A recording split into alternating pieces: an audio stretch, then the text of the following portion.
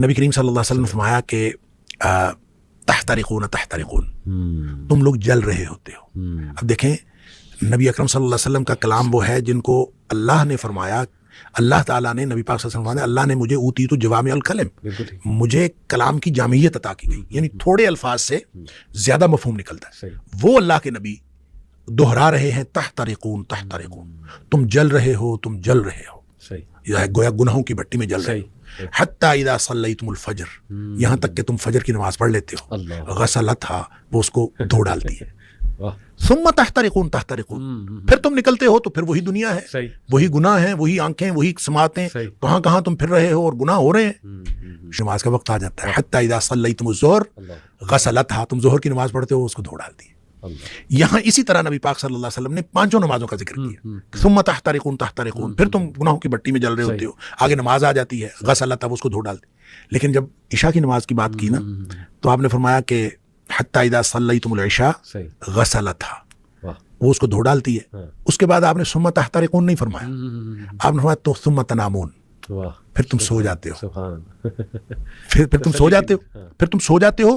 فرمایا پھر کچھ نہیں لکھا جاتا، یعنی پھر گویا وہ جو تحترقون ہو رہا تھا، گناہ ہو رہے تھے، وہ گناہ ختم ہو گئے۔ سوئے ہوئے کے آدمی کا تو کچھ نہیں لکھا جاتا۔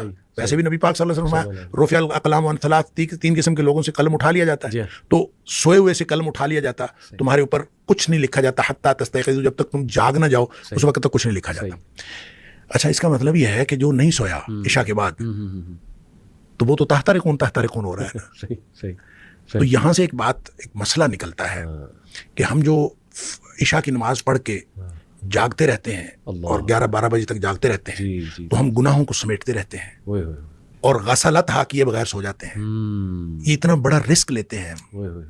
اس لیے نبی پاک صلی اللہ علیہ وسلم حضرت ابو ہریرہ رضی اللہ تعالیٰ عنہ کو فرمایا تھا کہ ابو ہریرہ سونے سے پہلے وتر پڑھنا نہ بھولنا۔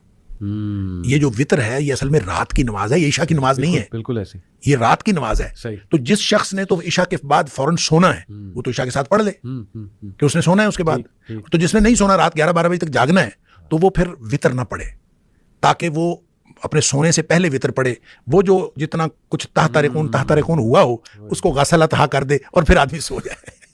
تو یہ پیوریفیکیشن کا نظام ہے، ایک تطہیر کا عمل ہے، اور یہ اللہ تعالیٰ نے سسٹم بنا دیا ہے، اور اسی سسٹم کے تحت ہے کہ بڑے گناہوں سے تم بچ جاؤ، چھوٹے اللہ تعالیٰ ویسے معاف کر دے گا۔